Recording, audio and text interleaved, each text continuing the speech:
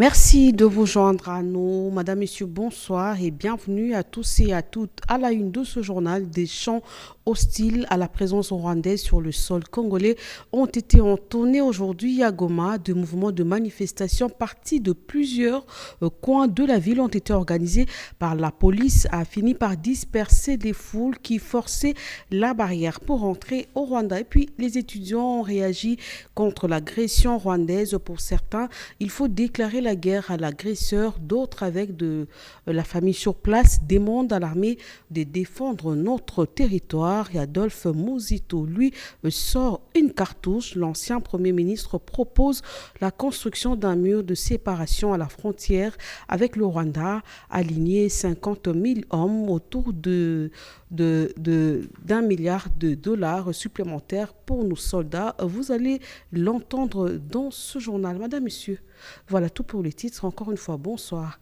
à tous et à toutes et bienvenue aux 23h que nous débutons avec un léger retard, mais avec le même plaisir.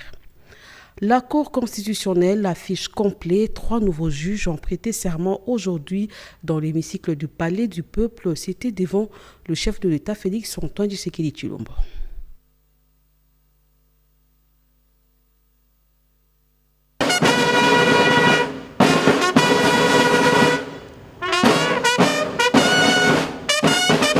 Les deux chambres du Parlement réunies ce mercredi dans une salle de congrès valablement représentative.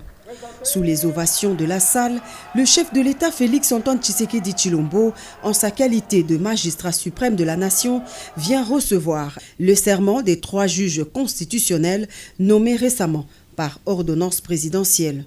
Tout commence par la lecture de l'ordonnance de nomination par le conseiller politique du chef de l'État assumant l'intérim du conseiller principal en charge des questions juridiques, Maître Daniel Moussangou. Ces hauts magistrats ont, selon leur préséance, prêté le serment constitutionnel d'avant l'entrée en fonction. Il s'agit du sénateur Emanda Adie, désigné par le Congrès le samedi 28 mai dernier pour remplacer le défunt Polycarpe Mongoulou, décédé en avril de l'année en cours.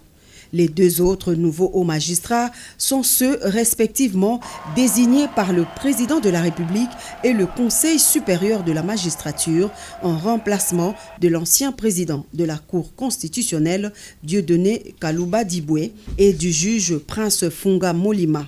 Leur mandat ayant pris fin à l'issue d'un tirage au sort au mois de mai dernier. Le magistrat suprême a pris acte de cette prestation de serment devant le Congrès, le gouvernement, les corps constitués, le corps diplomatique et les forces vives de la nation.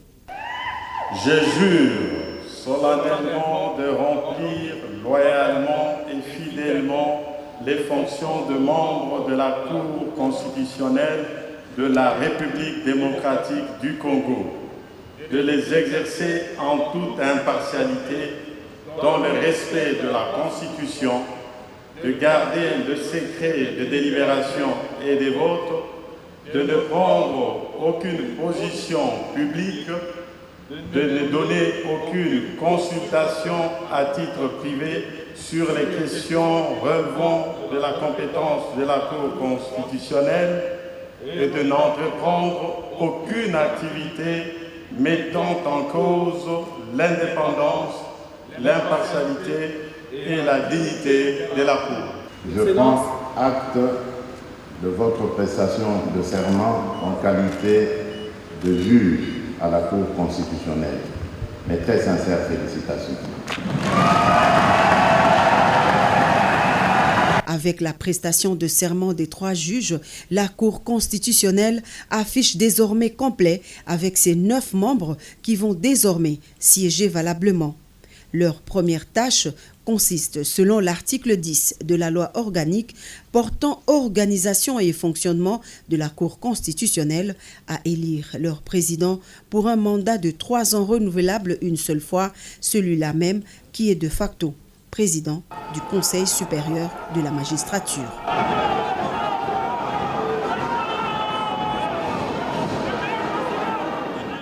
reportage de Blandine Zonvo et Roger Diei. Goma, chez les dits à l'ouverture de ce journal, s'est réveillé ce matin sous une tension. Jeunes et vieux, hommes et femmes, toutes les couches de la population ont manifesté à la frontière avec le Rwanda en soutien à l'armée loyaliste du Congo. Et c'était aussi pour dire non à l'agression rwandaise. La police anti-émeute était même obligée de disperser la population.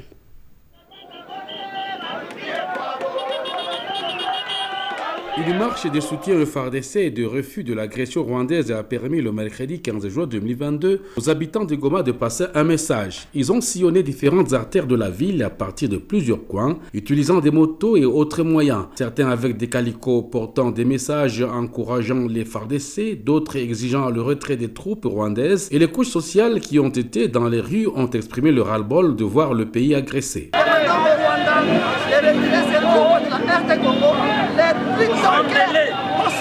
C'est que problème il y a tous les temps pas trop c'est trop. Si ba Congolais tunachoka. C'est que inchi kidogo saki si Rwanda haezi tuonea mpaka mwini fo. C'est que tunakia jirendre compte que atujue kama ni wifu njo bikono kwetu wala nini. Mungu alitupatia inchi kabambi na mali. C'est que anabapatia inchi yabo ngomba milima kule. C'est que batuache amani na inchi yetu. C'est que yenye natuleta hapa kwa saa isi esagisi wachuruzi tunasema leo hatutachuruza vyeti, tukuye batupatie mabunduki. Kama ni kuingia Rwanda, tutaingia. Kama ni kuingia Rwanda, tutaingia. Dans la volonté de marteler sur la désapprobation de la guerre actuelle, certains ont tenté de franchir la frontière congolo-rwandaise, mais la police s'est interposée pour maintenir l'ordre. Des chants hostiles à la présence de l'armée rwandaise ont été scandés.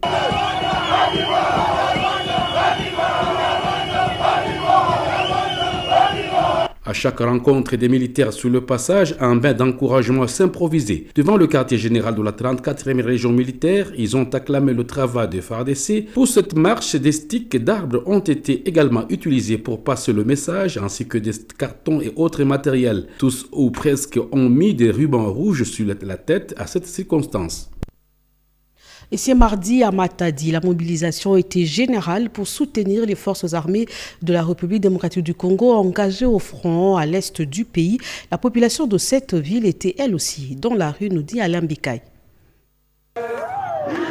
L'Union pour la démocratie et le progrès social, Fédération des Matadi et la population de cette ville étaient dans les rues pour protester contre l'agression de la RDC par les Rwandais. Sous la conduite du président fédéral Dominique Odiambete, ces inconditionnels de l'IDPS ont apporté leur soutien indéfectible au FARDC et à son commandant suprême Félix Antoine Tshisekedi Tshilombo pour sa diplomatie de terrain. Plus que jamais déterminés, les Matadiennes et Matadiens ont manifesté leur souhait d'intégrer les forces de défense nationale pour défendre l'intégrité de notre territoire et assurer sa grandeur. La fédération de l'IDPS Matadi est prête à mettre à la disposition du commandant suprême, son Excellence Félix Antoine Tshisekedi Tshilombo, ses combattants pour rejoindre les fonds militaires à l'est du pays afin de participer activement au délogement des terroristes du M23 soutenus par le Rwanda. Très touché par cet élan patriotique et le soutien de la population de sa province aux institutions de la République, le gouverneur intérimaire Justin Luemba a appelé l'assistance à former un bloc patriotique autour du chef de l'État Félix Antoine Tshisekedi pour mettre fin aux tueries de l'Est. Et l'Alliance pour la réforme de la République monte au créneau et appelle le gouvernement à plus de fermeté face à cette nouvelle agression rwandaise. Son autorité morale, Henriette Ouamou, apporte son appui au FARDC. La République démocratique du Congo est encore une fois de plus agressée par le Rwanda à travers le M23.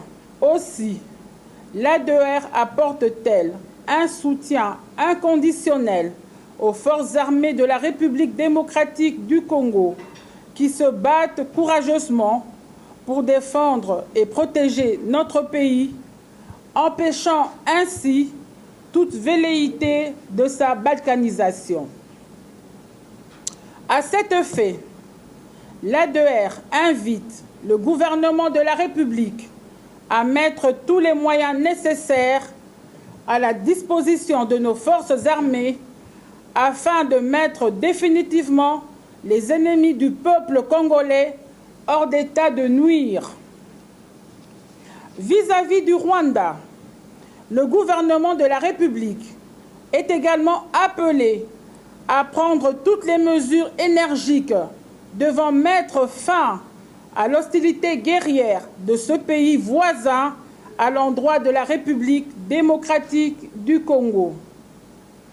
Au président de la République, chef de l'État, l'ADR, tout en reconnaissant le mérite de ses efforts diplomatiques, lui rappelle qu'entre les États, la règle fondamentale est la réciprocité. Donc, en face de l'arrogance belligérante du Rwanda, une réponse appropriée doit lui être réservée. Donner la bonne information, une information qui ne compromet pas la sûreté de l'État, eh bien, le ministre de la Communication et Médias a appelé la presse nationale à se mobiliser derrière l'armée. Patrick Mouyaya a encouragé le média à ne pas faire les jeux de l'ennemi.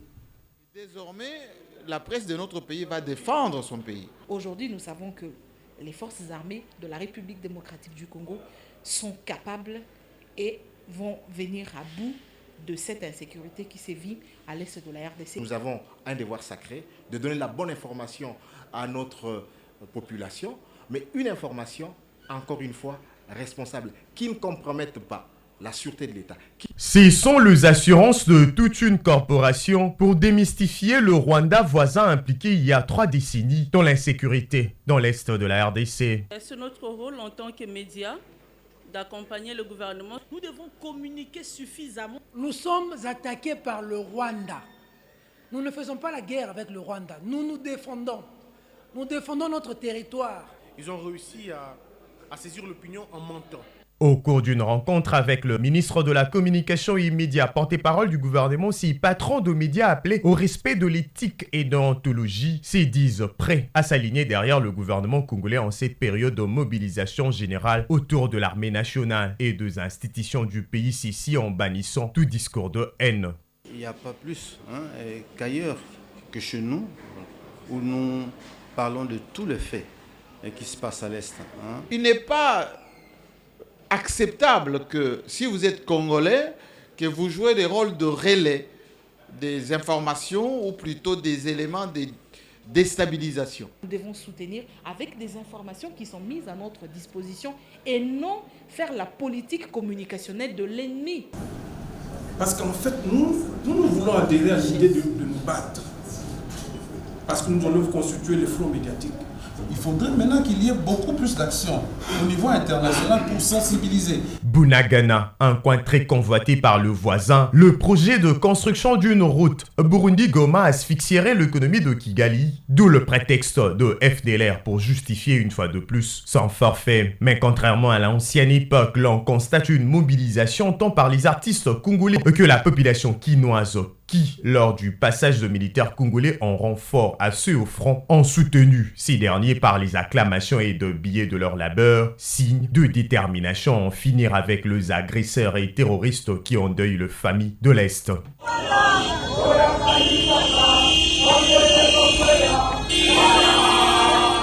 Cet engagement professionnel et patriotique de journalistes n'entend nullement aliéner la liberté de la presse et la liberté d'expression garantie par les lois de la République. On va prendre cette sortie médiatique d'Adolphe Muzitu. L'ancien Premier ministre propose la construction d'un mur de séparation à la frontière RDC-Rwanda. L'élu de Kikwit propose aussi un budget supplémentaire d'$1 milliard pour les forces de défense. Ces propos sont exploités par Françoise Boilabouaki. Invasion de la République démocratique du Congo par le Rwanda derrière le M23. L'ancien Premier ministre Adolphe Muzitu brise le silence. Dans une interview accordée à la radio onusienne, il lève un coin du voile. C'est une question de terre. De cette insécurité à l'Est, c'est principalement les terres. Le Rwanda, en instrumentalisant ce qu'on appelle rébellion M23, en réalité veut dépeupler nos terres de l'Est et pour les repeupler avec les populations extérieures qui ont des problèmes réels de terre. Au Rwanda, ils sont 500 au kilomètre carré. Dans 20 ans, ils seront 1000 habitants au kilomètre carré. Comme solution, l'élu national de Kikwit fait des propositions chiffrées. Et nous pensons qu'avec $1 milliard, grâce aux performances actuelles de l'État en ce qui concerne les ressources fiscales, on peut consacrer $1 milliard pour notre défense. Équipement, soldes des militaires et puis armes ainsi que les munitions. Mais aussi être en mesure de financer la sécurité dans les provinces de l'Est. Donc avec $1 milliard, on peut s'en sortir et donner une prime aux militaires au front. Placer des hommes, oui, il va plus loin pour proposer la construction d'un mur à la frontière.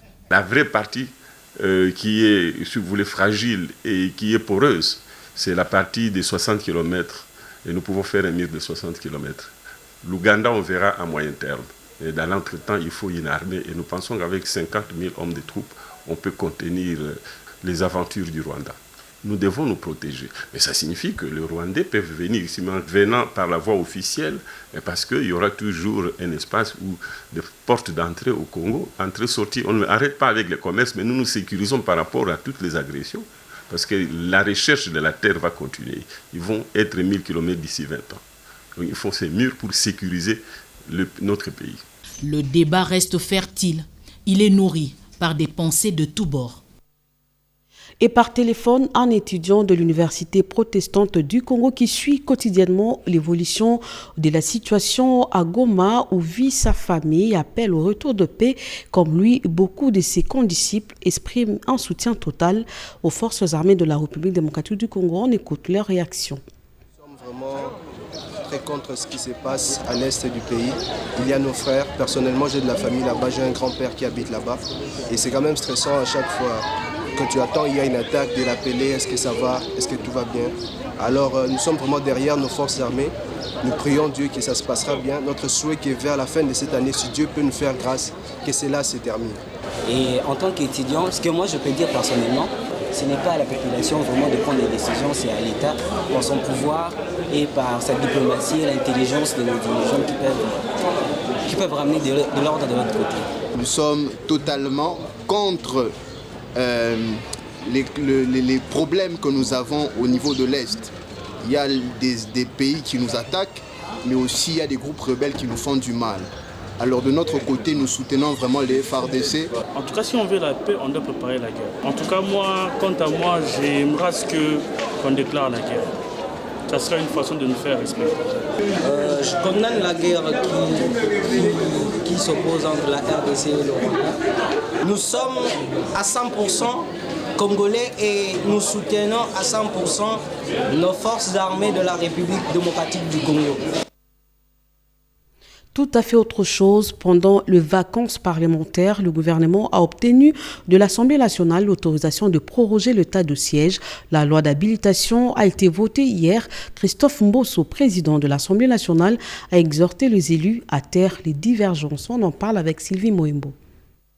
Par la loi d'habilitation, l'ordonnance loi peut continuer à proroger l'état des sièges conformément à l'article 129 de la Constitution. C'est tout le sens qu'il faut donner à la plénière du mardi 14 juin 2022 conduite par le speaker de la Chambre basse du Parlement, Christophe Mbosso Kodiapwanga. La ministre d'État en charge de la justice et garde de Sceaux, Rose Mutombo Kessé, qui présentait l'économie générale de ce projet de loi portant habilitation du gouvernement, a énuméré entre autres l'urgence nécessitant cette loi portant habilitation. Il s'agit de la prorogation de l'état des sièges dans les provinces de l'Ituri et du Nord Kivu, dont les populations sont victimes d'actes de terrorisme par les ADF, la résurgence des terroristes du M23 et l'agression du Rwanda. Occasion pour le président de l'Assemblée nationale d'interpeller les élus du peuple sur la nécessité d'être unis comme un seul corps en ce moment.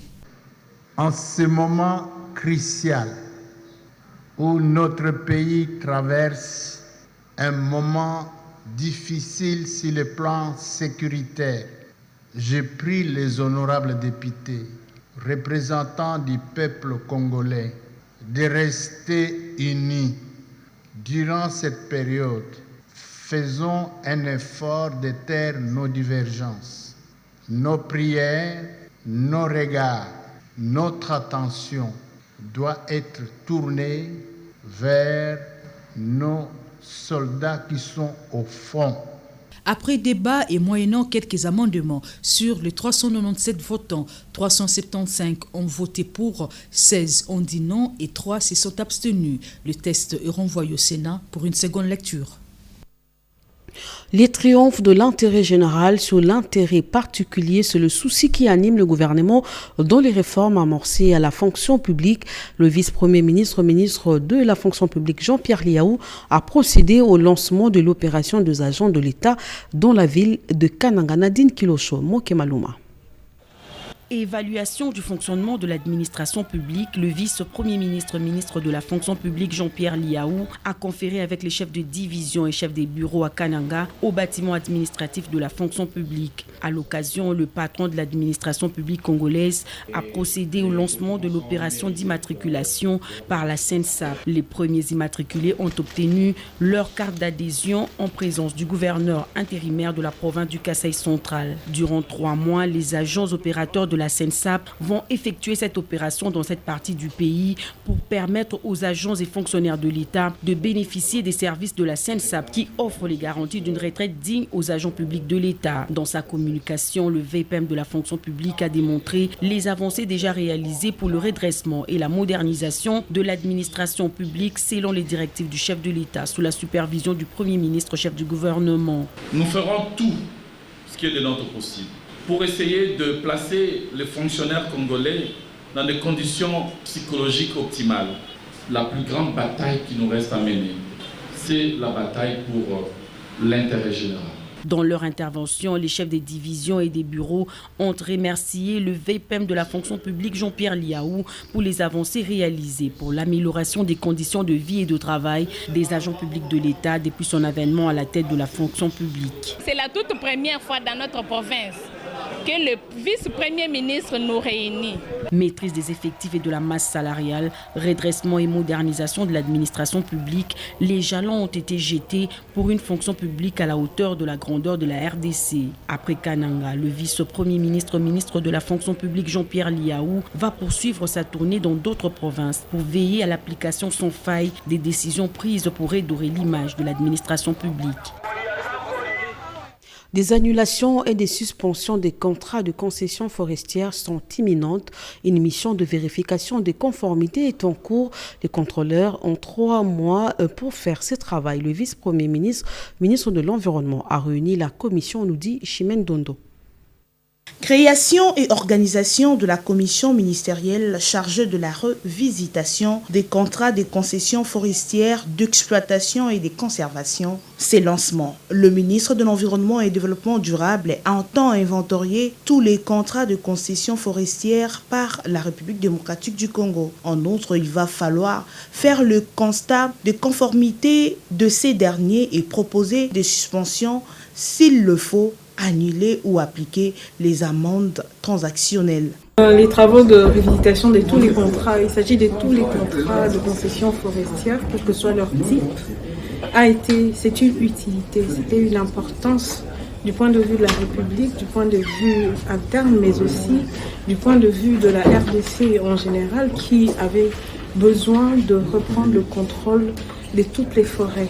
La durée de travaux est mise indiquée dans l'arrêté créant la commission de révisitation. Nous avons 3 mois pour faire le travail.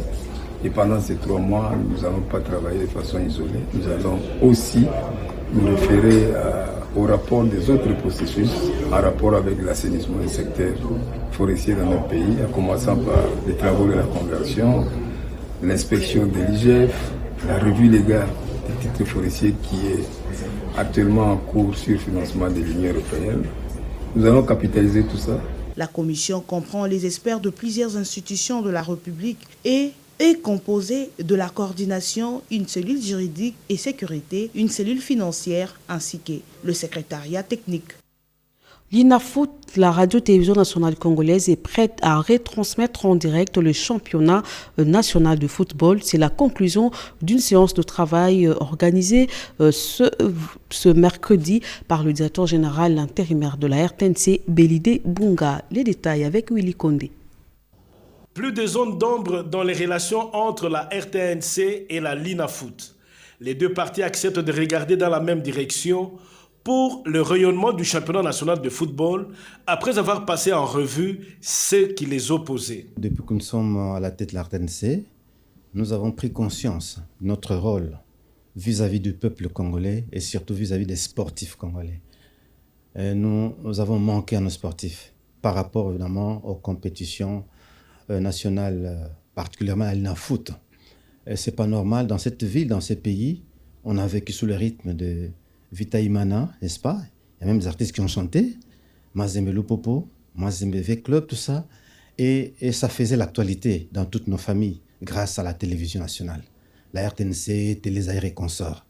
Alors c'est pas normal qu'aujourd'hui, que ces rencontres mythiques se jouent sans la présence de la RTNC. C'est quelque part une faille pour nous. Alors j'ai senti le danger, j'ai senti l'obstacle, je me suis dit il faut corriger cela et par les dialogues. Parce que c'est vrai, il y a eu des problèmes. Il fallait analyser ces problèmes, les situer et pour trouver des solutions. Aujourd'hui, nous avons eu l'honneur ou le bonheur aussi de recevoir tous ceux qui sont concernés par ces problèmes. N'est-ce pas, les propriétés de l'événement, c'est-à-dire la Linafoot, à travers son président, il y a les producteurs, n'est-ce pas, Chris Production, et la RTNC en tant que chaîne nationale qui doit assurer aussi la diffusion. On a harmonisé nos points de vue, les angles ont été arrondis, si bien qu'aujourd'hui, je peux annoncer que la RTNC rentre au stade, n'est-ce pas, pour assurer la diffusion de matchs la Linafoot. On va commencer par ces derniers matchs qui restent et nous nous sommes arrangés pour que tout soit fait désormais de cette manière-là. Et donc, c'est un événement qu'on annonce et j'ai l'honneur de l'annoncer. La RTNC rentre sur la Linafoot. Je sais que le peuple congolais va vivre maintenant au rythme de la Linafoot parce que la couverture territoriale que la RTNC a n'est comparable à aucune autre chaîne de télévision. Et donc, je sais que à Ntsumbi-Kilwa, là, on va suivre le match de la Linafoot. À Congolo, on va suivre le match de la Linafoot. À Bafouassende, je dirais même à Bolomba. Donc, c'est comment dire, une joie immense que la RTNC revienne à ses anciens amours. D'ailleurs, ce dimanche ici, V-Club devait jouer Renaissance. Ben, écoutez, nous mettons ce match au 26, qui va se jouer concomitamment avec le match Maniema Union Lupopo, pour donner la chance à tous les spectateurs congolais de suivre ce match sur la RTNC. Si elle est bien équipée, la RTNC contribuera grandement au rayonnement du sport en République démocratique du Congo. Et pendant ces temps, le directeur de la cellule de communication du président de la République tenait une séance de travail avec le journaliste accrédité à la présidence. Les règles d'éthique et déontologie journalistique étaient au menu de leurs échanges. Un peu plus d'explications avec Fanny Kikoufi et Blandine Zouf. C'est une première rencontre du genre. Les professionnels des médias accrédités aux activités présidentielles face au directeur de la cellule de communication du chef de l'État, Éric Nindou Kitenge, de son adjoint Jean-Pierre Wafouana et la collaboratrice du directeur de cabinet du président de la République, Stéphanie Mbombo, pour une séance de travail. Réunis dans la salle des congrès du Palais de la Nation, durant près d'une heure, le responsable de la cellule de communication, ses collaborateurs ainsi que les professionnels des médias ont échangé autour des règles d'éthique et de déontologie journalistique. Éric Nindou a réitéré sa disponibilité permanente ainsi que celle de toute son équipe pour répondre aux préoccupations de la profession. Il a par la même occasion exhorté les journalistes de prendre leurs responsabilités eu égard aux exigences du métier. De leur côté, les journalistes, tout en prenant bonne note des recommandations du directeur des cellules de communication du chef de l'État, ont reformulé les propositions notamment en ce qui concerne la mise en place dans un cadre de concertation et d'échange entre la cellule de communication et la profession. Ce à quoi le directeur Éric Nindou a accueilli de façon favorable. L'Office de gestion du centre multimodal dispose d'un outil de géolocalisation de cargaison. L'infrastructure a été inaugurée par le ministre de Transport et Voies de Communication, Chériben Okende, après avoir reçu les détails du fonctionnement des experts commis au service. C'était au siège de l'OGFREM. Emmanuel, commissaire, et Edith Chala.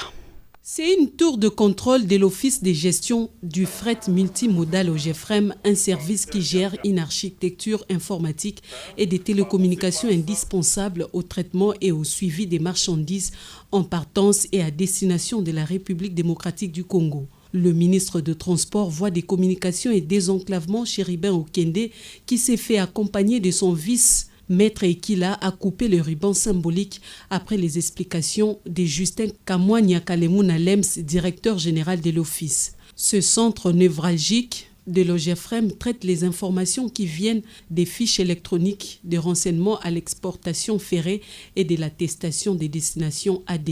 Un outil important pour le ministre ayant en charge le transport multimodal. Ça mérite encouragement. Ça mérite encouragement dans cette nouvelle orientation de la maîtrise de la vision du président de la République pour cette nouvelle espérance. Et comment donc, encore une fois, assumer la nouvelle espérance si on ne maîtrise pas le rouage de l'OGFREM? Je suis heureux aujourd'hui de lancer les travaux de la tour de contrôle parce que, en suivant même les explications des experts, cela rencontre nos préoccupations de base.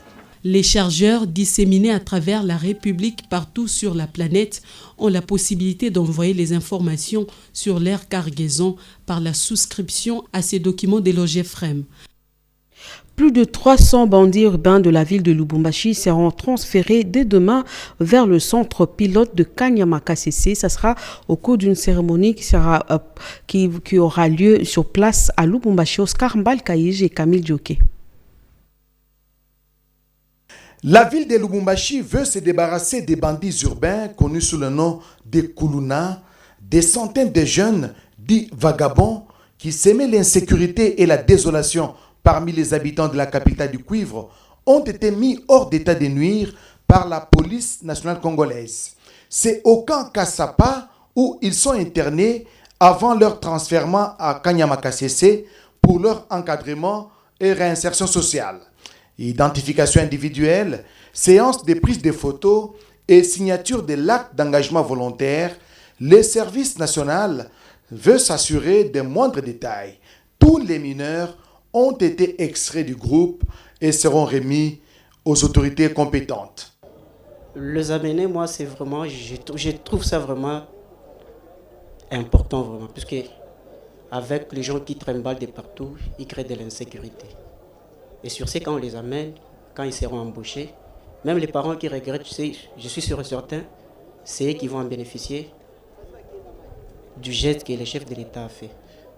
Pour moi, ce que je vais donner comme message aux jeunes, qui se prennent en charge, qui soient responsables. Parce que dans la rue, il n'y a rien. Et quand une occasion s'est ouverte, il faut en profiter. Ces inciviques seront présentés officiellement ce vendredi 16 juin 2022, journée internationale de l'enfant africain, au gouverneur de la province du Haut-Katanga, Jacques Kiaboula Katoué, avant leur transfèrement vers les centres pilotes de Kanyama-Kasese dans la province du Haut-Lomami pour le lavage des cerveaux afin d'être utile à la société. De 2010 à 2019, la RDC a perdu plus d'1 million de dollars américains à cause des exonérations illégales, chiffre qui fait froid au dos, livré par l'inspecteur général de finances au chef de service Jules Alingueté au cours d'une conférence débat organisée à l'Institut facultaire des sciences de l'information et de la communication IFASIC en sigle, nous dit Eric Kabamba. Dans les soucis de mieux vulgariser la lutte contre l'impunité, la corruption et les détournements des deniers publics, tel que dicté par le chef de l'État, Félix-Antoine Tshisekedi Tshilombo, l'IGF, dans son approche d'échange citoyen, a été ce mardi 14 juin devant la communauté estudiantine de l'IFASIC au cours d'une conférence débat sur la vulgarisation de la lutte contre les détournements des deniers publics, animée conjointement entre l'inspecteur général de finances, chef des services Jules Alingueté et le professeur Arthur Yenga, secrétaire académique, élargi à d'autres autorités de cet alma mater Objectif poursuivi est d'amener les étudiants à s'approprier de la lutte contre la corruption et les détournements de deniers publics. C'est les chefs qui donnent l'impulsion. Le chef de l'État a démontré sa détermination. L'impulsion, il a donné l'impulsion et l'inspection générale des finances s'est réveillée. Et vous aussi, la population, vous êtes entrés dans cette danse en faisant la réprobation sociale. Dites à ces gens, quand vous les rencontrez, que nous avions compris que c'est vous. Vous êtes parmi les gens qui nous ont mis dans cette situation. Il faut leur dire ça, il faut qu'ils comprennent. Pendant près de 3 heures d'échange face aux étudiants de l'IFASIC, Jules Alunguete a clairement dit que la lutte contre les détournements des deniers publics en RDC est une œuvre personnelle du président de la République, Félix-Antoine Tshisekedi Tshilombo. La patrouille financière exercée par l'IGF fait partie des instructions du chef de l'État. Il est donc inutile aux prédateurs de résister, car c'est lui qui est derrière l'IGF. Ces étudiants se sont dit suffisamment éclairés de l'apport de l'IGF dans l'amélioration des recettes publiques. Cet exercice valait la peine car aujourd'hui la corruption s'apprend très jeune et c'est le pays qui en pâtit plus. On va parler santé avec les cancers de la peau, première cause de mortalité chez les personnes atteintes d'albinisme. Pour les aider à mieux se protéger de cette maladie, une campagne a été lancée au centre hospitalier des anciens combattants. C'est autour du thème « Unis pour faire entendre nos voix » d'Yen Balakaïti Rinzazi. Les personnes atteintes de l'albinisme sont victimes de nombreuses formes de discrimination dans le monde, ici en République démocratique du Congo, plus précisément à Kinshasa. C'est des témoignages émouvants de personnes vivant avec l'albinisme qui ont bénéficié des différentes interventions et prises en charge de l'ONG Corbetta et de la Fondation Tumbaloaba pour la paix. C'est dans ce cadre que nous avions pensé organiser une campagne de lutte contre le cancer de la peau à Kinshasa, dans d'autres provinces de la RDC, dont le Kasaï, à Mbujimaï et à Kisangani, dans la province de la Tchou. Unis pour faire entendre nos voix, c'est le thème de la campagne de lutte contre les cancers de la peau chez les personnes vivant avec l'albinisme, dont le lancement officiel a eu lieu cet avant-midi au centre hospitalier des anciens combattants. Plusieurs activités médicales sont organisées. Il est prévu à partir de demain, ce jeudi 16 juin 2022, la consultation, le traitement, la prise en charge des albinos et une distribution des crèmes solaires. Toutes ces activités sont gratuites et auront lieu au centre des anciens combattants. La personne atteinte d'albinisme n'est pas une personne dangereuse. Ce sont des bonnes personnes dotées de toutes les capacités, des compétences d'ailleurs extraordinaires et que nous devons aujourd'hui enlever tous ces préjugés autour de nos frères et sœurs atteints d'albinisme. Il s'avère impérieux de poursuivre la sensibilisation autour de la question liée aux droits de personnes atteintes de l'albinisme pour éviter la stigmatisation dont elles sont victimes. Les albinos sont de personnes à part entière, elles ne doivent pas être rejetées, eux-mêmes sont appelés à s'accepter et méritent notre respect. Campagne spéciale le 30 juin de la Société nationale de la loterie. Pour avoir trouvé la bonne combinaison, le gagnant du PMU a reçu son chèque de plus de 26 millions de francs congolais. C'était au rond-point Huilery de main de responsable de l'ASONAL, dont l'ADG adjoint Serge Merlemata. Sa famille, qui est le gagnant de la cagnotte de plus de 26 millions de francs congolais, mise en jeu, a reçu son chèque symbolique de main du bourgmestre de Lingwala, Augustin Kama, et de l'administrateur, délégué général adjoint de la SONAL SA, Jean-Lambert Segbia Nzapa Koli. Ce dernier a félicité les gagnants pour avoir fait confiance à la machine du social et invité chacun à participer au jeu organisé par la Société nationale des loteries qui reste toujours leader des jeux du hasard en République démocratique du Congo. C'est une campagne que nous avons lancée, qu'on a appelée spéciale le 30 juin. Et c'est un des plus gros gagnants qu'on a eu. Nous invitons tout le monde à jouer au jeu de PMU, le jeu que nous organisons à la SONAL, et il y a la transparence pour tous ceux qui vont gagner, on va les payer. Visiblement émis, les gagnants, Kengentia La Faustin, enseignant de son état et habitué des gains de la SONAL SA, dont le PMI Songé favori a confié avec fierté qu'il n'a joué que pour 9 000 francs congolais une combinaison gagnante des 3 chiffres porte-bonheur qui ont été tirés. Je suis très heureux pour ce prix que je viens de gagner. Je remercie les seigneurs et je remercie également les autorités de la SONAL. Moi, j'invite par l'occasion les parieurs à persévérer, à continuer à parier parce qu'on ne sait jamais. Au cours de cette manifestation, il a été expliqué qu'avec une petite mise, on peut gagner les plus gros lots aux différents types de jeux qu'organise la Société nationale des loteries, SONAL SA. Fin de ce journal. Merci à vous de votre attention soutenue. Ne zappez pas à suivre tout de suite après ce journal une importante communication du Conseil supérieur de la défense qui sera faite par le porte-parole du gouvernement, Patrick Mouyaya. Moi, je vous retrouve très prochainement. D'ici là, portez-vous bien.